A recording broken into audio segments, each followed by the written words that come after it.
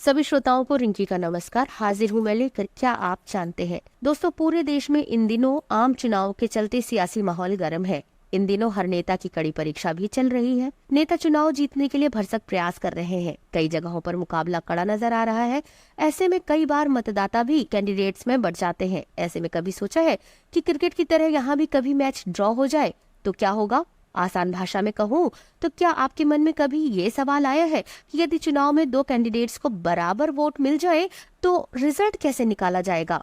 चलिए आज हम क्या आप जानते हैं मैं बताते हैं आपको इसका गणित। तो दोस्तों, चुनाव में ऐसी भी संभावना रहती है कि दो प्रत्याशियों को बराबर वोट मिल सकते हैं। ऐसे में representation of the people act के सेक्शन 65 के अनुसार अलग अलग पदों के लिए हो रही मतगणना के दौरान दो प्रत्याशियों को एक समान वोट मिल जाते हैं तो बराबर वोट मिलने पर लॉटरी एक ऐसा विकल्प होगा जिससे विजेता घोषित किया जाएगा।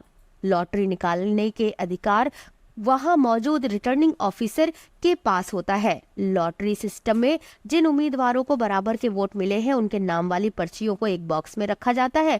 फिर बॉक्स को हिलाने के बाद रिटर्निंग ऑफिसर उनमें से एक पर्ची निकालता है।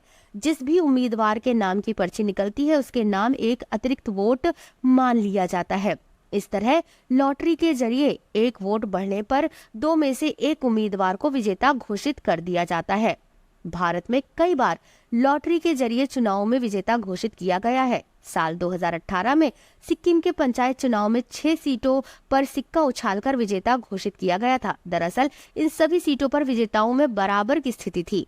इसके अलावा फरवरी 2017 में भी बीएमसी के चुनाव में ऐसा मामला देखा गया था, जहां भाजपा उम्मीदवार अतुल शाह और शिवसेना के सुरेंद्र के बीच बराबर की स्थिति थी। इस चुनाव में दोनों मतदाताओं को बराबर वोट मिले थे। इसकी जीत सुनिश्चित करने के लिए 2 बार और मतगणना की गई, हालांकि फिर भी स्थिति समान रही।